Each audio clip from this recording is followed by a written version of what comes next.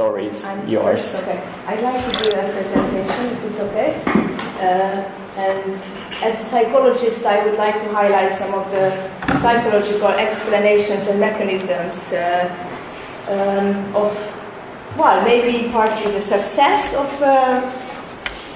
populist communication or the communication of the current government, and the psychological consequences of it, if this is okay. And I'd like to focus on,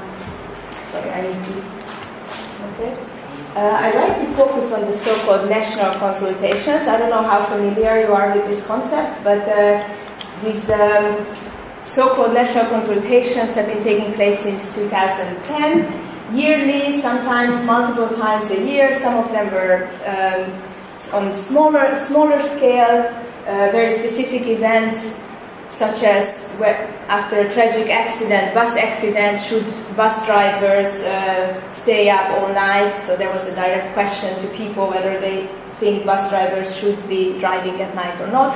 But most of them were more broader questions concerning the most important current issues, policies, ideologies, and so on. But most importantly, these national consultations, taking place in a form of an opinion poll survey, were meant to provide direct confirmation for the governing party. So it's fitting very much into the populist idea of getting direct support from the people and not using the traditional political channels.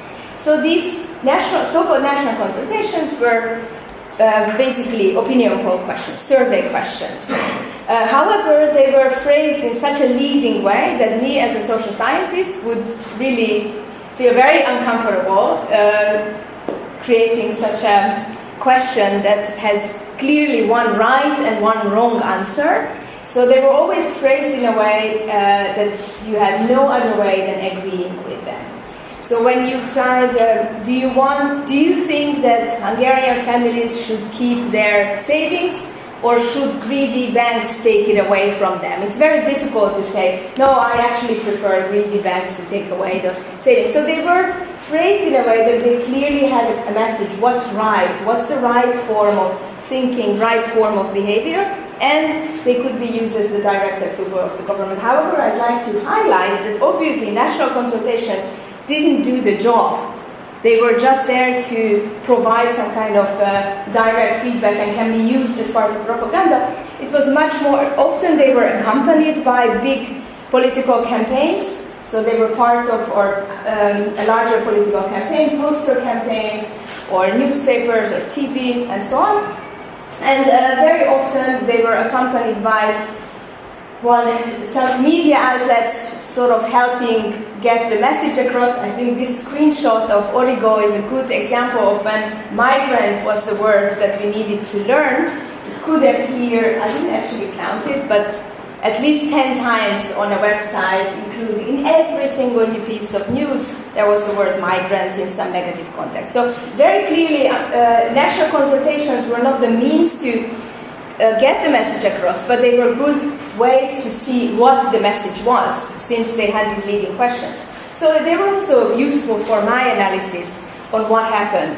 And I'd like to walk you through some bit of a theoretical background here, because what I'm looking at is the right form of behavior. I already used this phrase. What's moral? What's immoral? And we tend to think we know what's right and what's wrong. We tend to think that there are some universal norms to what kind of behavior can be considered right and wrong. And we are actually quite convinced that what we consider right and wrong is absolute and cannot be changed.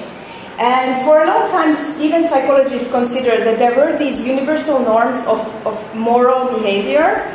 And there was a lot of developmental psychological research how kids learn that, what stage, when do they understand the rules of morality.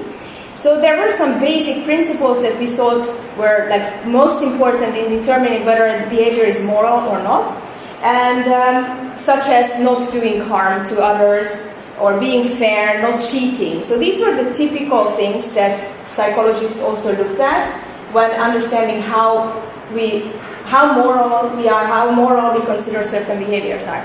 And liberals were really happy to learn that they are much more moral people than conservatives, because they scored just way higher on these universal norms of human behavior. However, there came along Jonathan Haidt and said, well, using a lot of cultural anthropological work, he realized, well, actually there's not only two principles that we use in determining moral behavior. A lot of people use other principles. And he said at least there are 5 principles that people tend to use in determining whether a behavior is moral or not. And so he added loyalty versus betrayal. So you can say a behavior is moral, is a good thing to do if it serves loyalty to the group, or whether you obey an authority if you disobey. That's bad behavior, or whether it serves the purity of the group. And all of these have evolutionary basis, and they all meant to serve the protect the group against individual selfishness. So you don't pursue your own goals, you serve a greater good in all of these. And so basically he grouped them in 2 forms. One is the individualizing morality, which tells us something about whether that particular form of behavior is good or bad. So it gives us information about the direct approval or disapproval of the behavior.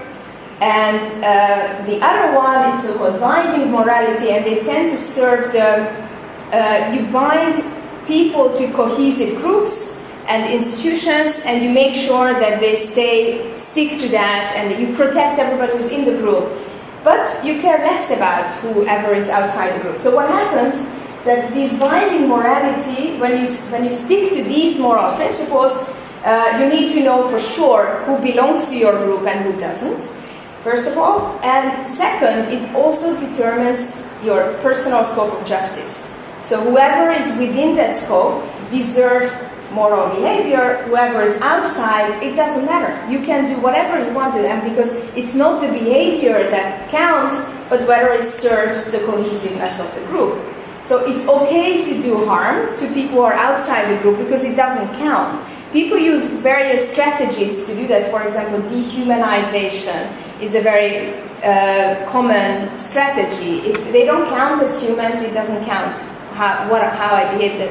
We know a lot of research about the Holocaust, how people, Nazi leaders would think of themselves as really good people because they were really nice to their families and their in-group, and it didn't count to their moral image. Okay, I don't want to go into that much detail, but what I want to show you is that it turns out that liberal people are doing really great on those 2 moral principles, the individualizing one, but they are not so high on the binding ones. Why? We can see that conservatives care about all 5 of them. So it means that the behavior they do, more conservative people who care about these binding moral principles more, they obviously care about all 5 of them. It doesn't mean that they just disregard the other 2. But so it's not so clear-cut that liberals are moral and conservatives are immoral people. It just they use different principles to determine morality. And I think that's quite important, because we need to understand that it's not about doing bad or good when these things happen. So now I'd like to use that framework to analyze the national consultations. And actually it was a pretty easy job because it was so straightforward. They were really, I think, reading Haidt's book as a textbook to creating these national consultations. So in the early ones, around 2010, 11, 12, they're actually about the pensions, the new constitution, it's about welfare aid and so on. Very clearly there was it determined the in-group to start with, in a very, providing an ethnic definition of citizenship for sure, but also a very essentialized one.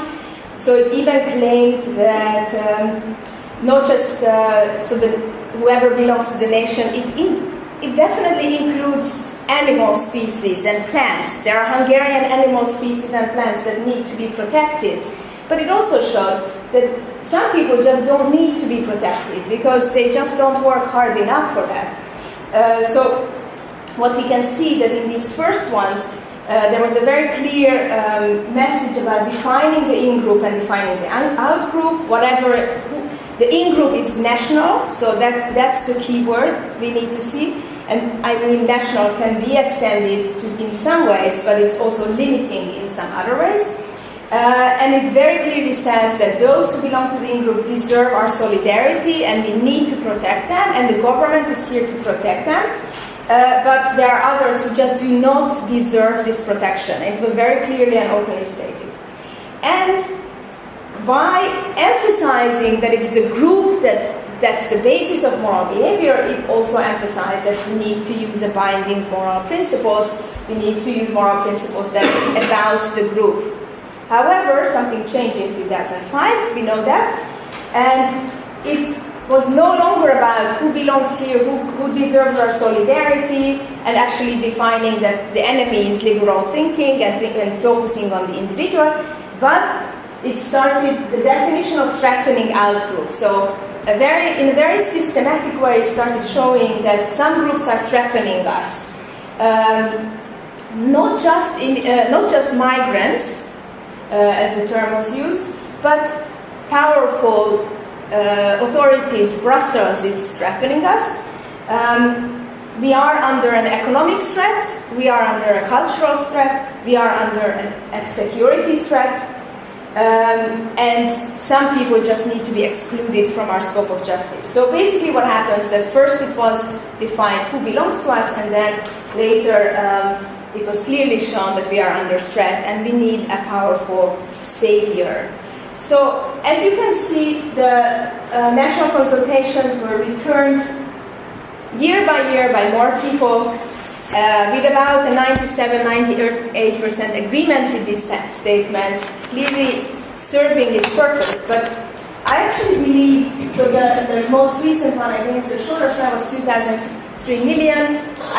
I don't know whether these numbers are real or not. It doesn't matter, but they could be real, what I'm just trying to say. That taking it all together, it could be real that people just understand that it's extremely important to stick to the group and to be loyal. So basically what I can conclude here is that the success of these national consultations comes from the fact that it defined the basis of moral reasoning, what's right and what's wrong. We tend to think of them as absolute, so we don't really question that. It defined the in-group very clearly in a systematic way. It definitely drew the boundaries of the scope of justice in a very pragmatic and clear way, and it increased the perception of out-group threats. So basically all three of the moral principles were definitely increased. So it basically, all of these, loyalty, authority, purity, can be translated into electoral success. It can in a psychological term, it can definitely be translated into the uncritical obedience of existing leadership. But obviously we need to mention that there were clear victims of these national consultations. While the most obvious victims are refugees and migrants. Here you can see a random image from the television, or there you can see a cemetery when on the day, All Souls Day, some locals called the police because some visitors came from another village and they thought they were under attack. So people are really feel threatened and really understand it.